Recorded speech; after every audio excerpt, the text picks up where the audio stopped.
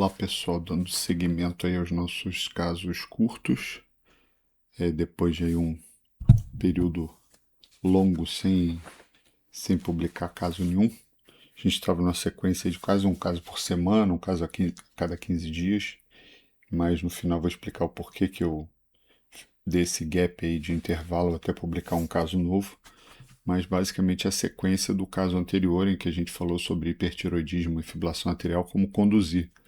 A gente abordou aí droga antiroidiana, condução em relação à anticoagulação ou não, enfim, foi o último caso. Para quem está acompanhando os casos do canal, eu vou me ater no mesmo caso clínico, mas para abordar outras questões, tá? Então, aquela mesma paciente de 61 anos, né, doença de Graves, tinha abandonado o tratamento há aproximadamente um ano, foi na consulta junto com um parente, com o marido, na realidade, e viram, ela passou mal, teve um desconforto, uma angina, e aí confirmaram que ela tinha fibrilação atrial. Na avaliação laboratorial tinha um T4 livre de 6,7 nesse contexto aí de abandono de tratamento no último ano. Tá? Então, a gente abordou na aula anterior sobre a questão da anticoagulação, especificamente da conduta em relação à droga antiroidiana. Né? Então, hoje eu vou abordar outros aspectos. O primeiro deles é que sempre que surge paciente com fibrilação atrial, as pessoas questionam, ele está em crise tireotóxica ou não está em crise tireotóxica? E aí, eu botei aqui um panorama dos critérios que a gente mais usa, que são antigos, mas que é do Bush-Vartovsky, né, e em que a gente leva em consideração temperatura, alteração do sistema nervoso central, disfunção hepática e gástrica. Mas se a gente ficar aqui, que é onde sempre vem esse questionamento, paciente com fibrilação atrial ele já tem 10 pontos. Dependendo da frequência que o doente chega, 110 não é infrequente a gente pegar paciente aí com 120, 130 de frequência, mas a gente botar aqui 10 pontos para 118, 115 de frequência. E uma insuficiência cardíaca leve, né, ele já vai ter aqui 15 com 10, 25, com, essencialmente com fibrilação atrial. E uma frequência alta, o doente ele já sai de baixa probabilidade para uma pontuação do critério principal que a gente usa de crise. Então, às vezes, algumas pessoas ficam falando, mas não teve nenhum fator precipitante. Não precisa. Se ele tiver uma frequência alta, algum grau de insuficiência cardíaca e fibrilação atrial, ele já tem pontuação frequentemente para crise iminente. Então, não precisa ter temperatura, agitação, icterícia ou fator precipitante. Então, cuidado. Assim, frequência cardíaca, algum sinal de insuficiência cardíaca e fibrilação atrial, ele já é um paciente de risco para crise, tá? Então, esse é o primeiro ponto, tá? Então, se a gente for estratificar o risco, tá? Menos que 25 improvável, 45 altamente, mas muito, ou seja, esses doentes com fibrilação atrial e uma frequência mais elevada, em geral, todos caem que eu chamo essa zona de zona cinzenta, que é aquela faixa intermediária. Então, reforçando o que eu falei no slide anterior, se ele tiver um FA, uma taquicardia aí, 100 a 110, aí, até um pouquinho mais de pontos em relação à frequência, e algum grau de ciência cardíaca, ele tranquilamente já chega aí nos 25 pontos, que ele já está nessa zona cinzenta, tá? Qual é o meu ponto aqui nessa discussão? A zona cinzenta são esses pacientes que ele tem um hipertiroidismo grave, tá? Ele não atinge o score lá que define que é crise tireotóxica, mas não tem uma recomendação específica para esse grupo de pacientes. Você tem a recomendação lá do tratamento convencional e tem a recomendação do paciente que está em crise, tá? Que tem, enfim, pontuação que você precisa fazer dose mais alta de antiroidiano, tá? Então, segundo os guidelines lá da ATA, eu fiz só um panorama aqui, né? E a gente falou isso na aula anterior. Qual o critério que te leva a usar uma dose menor, uma dose moderadamente de metimazol, uma dose maior, né? A ATA até faz uma boa recomendação em relação ao nível de T4 livre, que vai te orientar a começar essa dose de tapazol. Propil a gente já sabe lá que é gestação, primeiro trimestre ou crise tirotóxica. E aí existem as recomendações da crise tirotóxica, tanto do metimazol quanto do propil. Você pode fazer dose de ataque, uma manutenção de até 1.200 miligramas por dia, fracionando, a gente geralmente fraciona em 3 doses, e existem as terapias alternativas que geralmente a gente lança a mão, tanto na crise, no caso corticoide, colesteramina, plasmaféres, eventualmente iodo, e o Lugol especialmente, e o lítio especialmente se a gente for fazer doses de iodo. Eu vou mostrar o trabalho.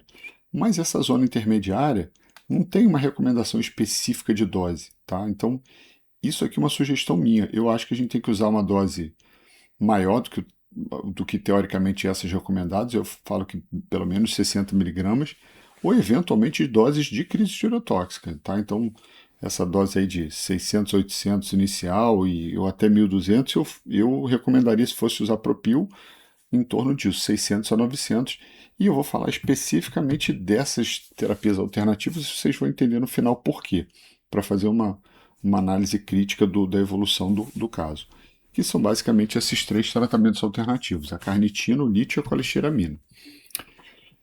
A carnitina, e todos os trabalhos citam esse trabalho do Bevenga, do italiano, que foi um trabalho lá atrás que ele pegou mulheres que faziam supressão por conta de câncer, ou seja, ela estava com uma tirotoxicose induzida, e por conta do suposto mecanismo da L-carnitina inibir, ser um antagonista periférico dos hormônios tiroidianos, ele fez um trabalho, tem um monte de escolha, eu botei só o que é mais significativo para a gente aqui, em que ele fez, basicamente comparou 2 grupos em que ele fez, esse aqui é o baseline, e esse aqui são meses, tá? O primeiro bimestre, segundo bimestre e terceiro bimestre.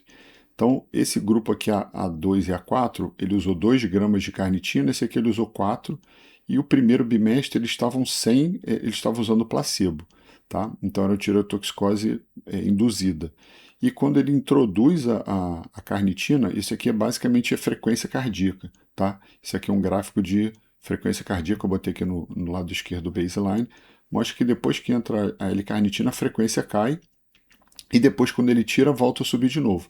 Esse grupo B aqui, ele começou com a L-carnitina e depois, quando ele tira a L-carnitina, a frequência sobe, tá? Tanto a dose de 2 quanto de 4. A diferença não foi tão grande quando você comparou as doses, e ele fez várias outras análises em relação a sintoma, palpitação, marcadores de reabsorção. Enfim, eu concentrei aqui só na questão da frequência, que para a gente aqui é uma coisa mais palpável, mas se a gente for pegar a frequência, teve, teve uma queda, então se for imaginar que caiu de 85 para no segundo mês, no segundo mês de 2 gramas, se você caiu aí em torno de 15, é relativamente significativo, especialmente se você analisar um contexto que você possa usar outras drogas. Tá, mas é um adjuvante. Os dados são esses, ou seja, é de um grupo específico, não é nenhuma nenhuma situação de tirotoxicose por doença de Graves, mas todos os trabalhos voltam para essa referência aqui, tá? Então esse é o resumo desse trabalho da L-carnitina. Então é um antagonista periférico, ele atua inibindo a entrada e ligação de T3 receptores nucleares, e ele controla, além da frequência, ele controla alguns sintomas. Então esse estudo lá do Bevenga utilizou de 2 a 4, a duração foi de 6 meses, né? Eu dei um resuminho ali de como foi a randomização dele e como é que funcionou, mas ele avaliou diminuição de palpitação, astenia e uma melhora clínica global, que não só foi pela avaliação de frequência, mas que ele fala que com a L-carnitina foi interessante. No contexto do doente que eventualmente ou precisa de supressão de TSH, que é o caso desses doentes com câncer, talvez seja uma alternativa. Mas no nosso caso aqui, que são no caso, essa nossa paciente do caso, talvez seja uma opção para paciente com sintoma periférico e que precisa não só aliviar o sintoma, como ajudar. Se você melhora a frequência, pode ser uma alternativa que te adicione, já que você quer controlar relativamente mais rápido esses doentes. Então, ela acaba que sempre entra nos trabalhos, vários trabalhos que falam de crise tirotóxica, ela entra como uma alternativa, mas não tem nenhum estudo especificamente no contexto de crise tirotóxica, nem de paciente com doença de Graves, tá? O Bevenga, o mesmo lá que publicou lá atrás, tem um case report aqui de 2014, de uma paciente com câncer, que foi induzida, ela acabou deflagrando um quadro de Graves depois da imunoterapia, e ele relata o uso de carnitina, mas junto com beta-bloco e junto com lítio, mostrando a redução da frequência. Tem vários outros parâmetros, mas você tem muito pouco dado na literatura da L-carnitina. Acaba que a gente cogita por ser um suplemento, o pessoal usa de academia para ganhar massa muscular, então relativamente seguro para um uso curto, mas os dados são frágeis em relação à evidência. O segundo droga alternativa que eu queria falar que é a colestiramina. Esse é bem interessante. Esse estudo é um estudo antigo, de 2008, mas muito interessante, que ele compara basicamente pacientes com Graves. São 3 grupos: um paciente que usou só metimazol, todo mundo usou 30 miligramas, e o grupo 1 usou 2 gramas dia, que foi 1 grama 2 vezes, e esse grupo 2 ele usou 4 gramas dia, que foram 2 gramas 2 vezes ao dia, tá? Então, o grupo com 2, com 4 e o grupo só com metimazol.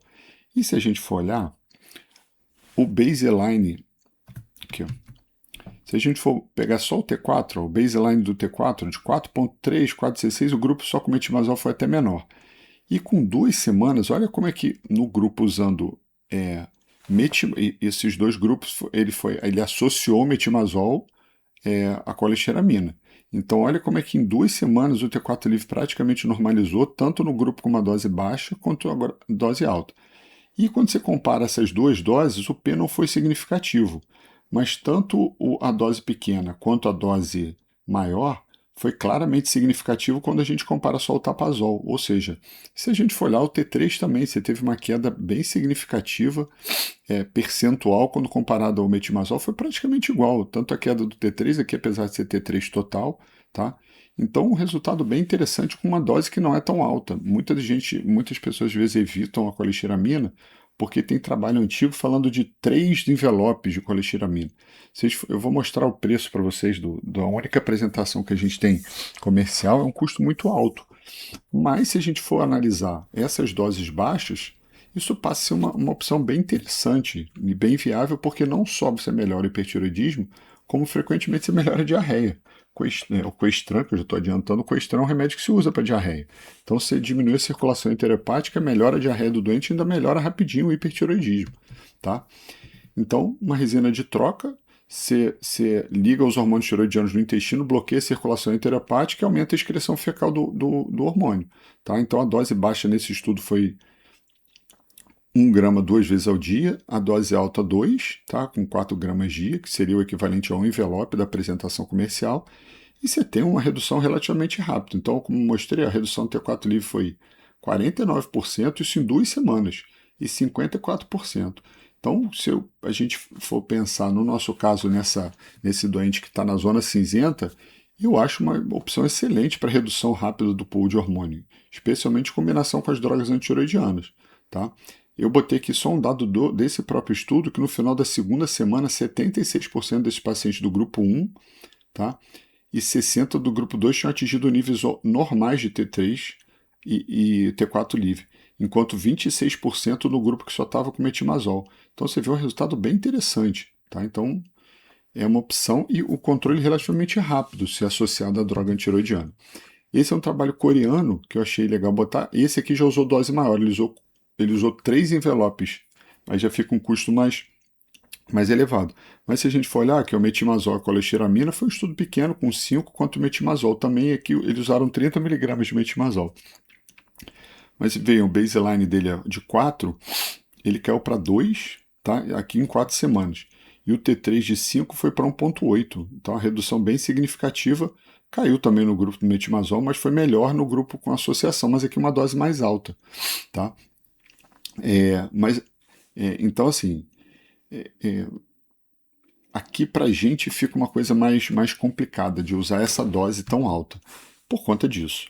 Então, assim, se a gente for pegar o Coestran, que é a apresentação comercial, 50 sachês, R$ 589. Eu cheguei a procurar a opção de manipulação. Se a gente for manipular, por exemplo, sachê de 1 grama, o valor fica bem mais tranquilo. Então, assim, eu acho que para os hospitais, talvez públicos, se a gente tivesse condição, mesmo eu acho que o hospital público deveria até comprar até isso, mas se a gente for pensar para os nossos doentes, Eu considero bem, eu já fiz colesteramina, mas no contexto de crise tireotóxica, foi um doente que acabou demorando a chegar, quando chegou o doente já estava melhor, mas eu acho que a gente podia começar a cogitar usar um pouco mais, porque a melhora é bem rápida, tá? E o último dos três é o lítio, tá? Então eu botei aqui como duplo mecanismo de ação, apesar do segundo ser questionável, ele inibe tanto a síntese quanto a liberação do hormônio pela glândula, e existe a suposição de conversão periférica. Esse segundo mecanismo aqui é mais controverso por conta de um estudo lá de 1976 do próprio Vartovsky, que é um dos que descreve lá os critérios da crise. Mas o principal é o bloqueio da proteólise da tiroglobulina. Tá? Então, o trabalho que também acabam referenciando é esse trabalho do Bogasi, que não foi especificamente para tratar o hipertiroidismo, mas foi como utilidade para amenizar a tiroidite actínica depois da dose de iodo em pacientes com hipertiroidismo. Então ele dava uma amenizada nesse aumento de T4 depois da dose, então no placebo quem não fazia lítio subia e no grupo com lítio caía bastante. Tá? A questão, se você for usar não só fora do iodo, é monitorar o nível sérico. No entanto, nesse estudo aqui, que é esse que eu acabei de falar no anterior, que é o tudo lá do Pintiera, né, dos italianos, ele foi um grupo que ele não usou lítio, e os dois grupos que ele usou lítio, ele começou o lítio no dia que ele suspendeu a droga antiroidiana, e o outro grupo ele começou o lítio em conjunto com a dose de iodo. Então, nesses dois grupos foram muito parecidos. Então, enquanto você vê que aqui ó, o nível de T4 fica controlado, tá? E o nível de T3 quando você compara quem não fez lítio. Tá? Então, você ameniza essa elevação do hormônio depois da dose. Nesse estudo aqui, o grupo que começou o lítio já na suspensão do antiroidiano e manteve depois, eles chegaram a manter o tempo de uso foi de 18 dias. Por isso que está aqui, ó, 14, 28, ele é mais ou menos aqui onde ele para de usar, porque no grupo que usou na suspensão da droga antiroidiana, eles já vinham usando até um pouquinho antes. Tá? Então, totalizou 18 dias. E nesse estudo eles usaram 900 miligramas de lítio. E o nível sérico ficou bem tranquilo. Então, para esse uso curto, você não precisa nem ficar preocupado em monitorar, né, ficar avaliando o nível sérico, porque você vai suspender. No caso de doente que você está usando como adjuvante no tratamento, independente da dose de iodo, aí você precisa tomar conta do nível sérico. Tá? Mas referenciam o lítio essencialmente por conta desse estudo, e eu uso frequentemente para o doente que suspende antiroidiano, tem risco cardiovascular. Se é tiro curto, você deixa o iodo, o lítio, perdão, nesse intervalo até a administração do iodo, e eu mantenho pelo menos uma semana depois do iodo, eu geralmente mantenho até ele voltar à droga antiroidiana, tá? E é bem tranquilo, eu nem peço nível sério, tá? Saiu um trabalho agora em 2026 com mais ou menos a mesma finalidade, é um trabalho chinês, que eles selecionaram pacientes que tinham captação, lá eles usam a captação, aqui a gente usa de 2 e 24, lá eles usam de 4 e 24. Então eles fizeram um estudo retrospectivo de pacientes que tinham captação muito elevada em 4 horas. E tinha uma relação 4 com 24 horas meio desproporcional com a captação de mais precoce muito alta. A gente tem alguns pacientes aqui assim que tem a captação às vezes de 2 horas alta e a de 24 mais baixa. Ele tem um turnover muito alto da glândula. Então ele selecionou esses pacientes para fazer o lítio e mostrava que a captação do lítio aumentava. Perdão, a captação do iodo aumentava no grupo com lítio. Tá? Então, 65 nesse grupo que tinha essa relação 4 com 24 muito aumentada, ou seja, tinha captação de 4 horas maior do que na de 24. Então, quando ele usava lítio, você normalizava essa relação e aumentava a captação de 24 horas, ou seja, você retém o iodo na glândula. Você aumenta a eficácia da dose, né, e ainda ameniza essa elevação pós-dose. Então, isso é um trabalho interessante, agora de 2026. E aqui ele mostrou também a mesma coisa no trabalho lá do italiano. Você faz um delta T do T3 e do T4 no grupo de lítio melhor, ou seja, fica mais segura essa administração do iodo. Tá? Mas se a gente, como eu comentei, se a gente for analisar como tratamento, tá? Esse aqui é um outro trabalho, um case report. Se você, paciente que teve reação à droga antiroidiana, precisou tratar por conta de hepatotoxicidade, só que esse trabalho aqui eles fizeram lítio venoso. Então você mostra que fez o lítio, o nível de T4 cai e o nível de T3 também, proporcional, e aqui o nível sérico. Então mostrando que o lítio efetivamente nos pacientes com hipertiroidismo, você reduz o nível de T4 e reduz o nível de T3, tá? Se a gente fizer a análise aí comparativa desses três, então colestiramina, diminuição da circulação interhepática, a gente consegue um resultado rápido, lembrando que essa dose pequena, ao contrário do que tem às vezes em livro-texto, do que se fala, você consegue um controle bem interessante com doses pequenas. A L-carnitina também bem segura, eu acho que com evidência mais frágil, eu não faço muita questão de correr atrás de usar a L-carnitina, mas a colesteramina eu estou cada vez mais sensível a tentar incorporar isso na minha prática. E o lítio eu já uso especialmente para esse paciente que vai fazer dose de iodo, tá? Então inibe especialmente a proteólise da tiroglobulina, a conversão é menos, tá? Então você tem resposta rápida, a dose pro paciente que vai fazer iodo é 900 mg dia. No doente que você vai fazer isso ao longo do tempo, você pode fazer uma dose menor e monitorar o nível sérico, tá? Como é que essa paciente evoluiu? Como lá no hospital estava sem tanto, estou expondo as dificuldades do hospital, mas paciência, não tem problema nenhum em falar isso. Lá no hospital não tinha nem Propil nem Tapazol, eu comprei o Propil e comprei o Tapazol. Fui na farmácia, comprei lá um monte de caixa e mandei para minha residente, meus residentes são maravilhosos. Mandei entregar para ela, ela mandou a fotinha que recebeu lá o remédio, e a gente começou Propil, falei, vamos fazer dose alta para ela. A gente fez dose alta, ela já estava beta bloqueada. Na primeira semana, a doente reverteu a FA. Só que a caixa do Propil que eu comprei acabou, porque eu só comprei uma caixa com 100 comprimidos. Quando saiu o Propil, entrou o metimazol, botamos lá 60, depois a gente acabou fazendo 70, 80 miligramas, eu agora não lembro exatamente como é que foi essa transição, mas logo depois que passou para o metimazol, ela recidivou a FA. Pode ter sido coincidência, como pode ter sido efetivamente o efeito do Propil também em dose alta inibindo a conversão de T4 para T3. Essa doente acabou tendo outros desdobramentos que eu não vou falar, que eu até comentei no outro caso, porque o caso dela vão até publicar, porque ela teve teve um quadro de miocardite concomitante, é uma outra questão, mas para o caso aqui, para o que a gente está discutindo, vale. Então, assim, eu particularmente manteria, se tivesse o Propil para ela, até a gente resolver o quadro dela, tá? Então, se a gente for pensar nessa zona intermediária, que eu chamo de zona cinzenta, com risco de crise tirotóxica, mas sem preencher crise tirotóxica, né, que é ali entre 25 e 44, eu acho que a gente tem que fazer uma dose mais alta de tanto Tapazol quanto de Propil, né, ser mais agressivo possível no beta, mas eu cada vez tenho, em outros casos, eu cada vez tendo a incorporar essas terapias alternativas, especialmente a colestiramina. Eu acho bem viável da gente fazer, pouco efeito colateral. Se a gente realmente conseguir, quem tem acesso, eu acho muito interessante, porque você rapidinho consegue adicionar efeito à droga antiroidiana. Tá? Então, antecipa o risco, né, nesses pacientes aí da zona intermediária. O uso precoce desses adjuvantes, eu acho que vocês vão diminuir o tempo, trazer mais rápido para o tiroidismo, diminuir a exposição ao risco cardiovascular e efetivamente a gente está protegendo o doente, né? Então a gente está protegendo e não só prevenindo a crise tirotóxica, como protegendo o doente, tá?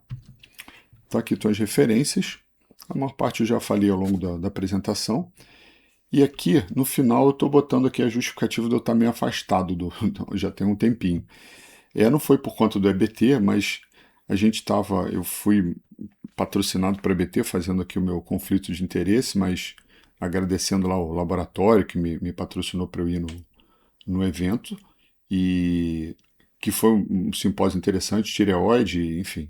Mas eu também fiquei afastado porque saindo do EBT, eu tive a certeza de que a pós-graduação que a gente lançou, no caso eu, a minha esposa e a professora Camila lançamos, está no nível muito bom. E eu não só estava afastado por conta de estar concluindo para a gente botar, que a gente já lançamos, tem mais ou menos um mês que a gente lançou a pós, eu resolvi concluir um módulo separado de curso de atualização em tireoide. E já está pronto na plataforma, a gente já está organizando para fazer marketing e vender.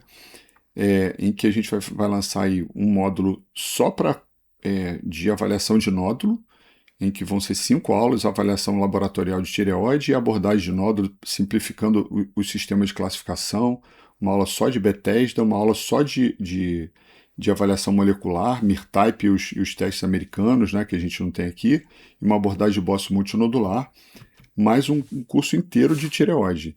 Tá? São 6 aulas de carcinoma diferenciado, todo atualizado pelo guideline da ATA, né, um módulo de carcinoma medular e raros como anaplásico e linfoma.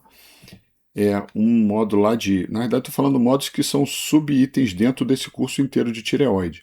Tá? O hipertiroidismo são 1, 2, 3, 4, 5 aulas de hiper, né, com etiologia, diagnóstico, droga antiroidiana, block and replace, tratamento cirúrgico, radiodo, uma aula de oftalmopatia, né, a parte de hipo e tiroidite aí com mais 4 aulas, uma aula só de tireoide de gestação, outra de emergências tiroidianas e uma última aula que eu fiz e eu acrescentei no final sobre resistência hormonal, tirotropinoma e doença não tiroidiana. Tá? Então, a gente vai lançar separado para o pessoal que não quer comprar só a pós-graduação inteira, que a gente que efetivamente está muito interessante. A gente já está com mais de 8, quase 9 meses do curso praticamente todo gravado na plataforma, mas a gente vai lançar para quem quiser só a parte de tireoide e vocês vão poder ter acesso a essa parte específica de tireoide. Então, quem tiver interesse, tem aí os contatos, tá? Entra lá no Google, tem lá, a gente fez a parceria com a Nova Med, e aí vocês clicam lá, vão ter acesso às informações não só da pós-graduação como um todo, mas desse curso de tireoide. Então o pessoal da endócrino que quer se atualizar em tireoide está muito bom, não é porque tá melhor, tá melhor com todo respeito o pessoal que apresentou no EBT, as aulas estão claramente bem melhores do que as aulas da EBT. Mas, enfim, só quem entrar lá no curso vai poder confirmar o que eu estou falando. E a pós-graduação como um todo, vocês podem ver lá a programação, é um ano de pós-graduação online com aulas síncronas e aulas gravadas, mas está muito bom. Então, quem quiser ou puder ter essa oportunidade, acessa lá. Obrigado aí pela atenção de vocês.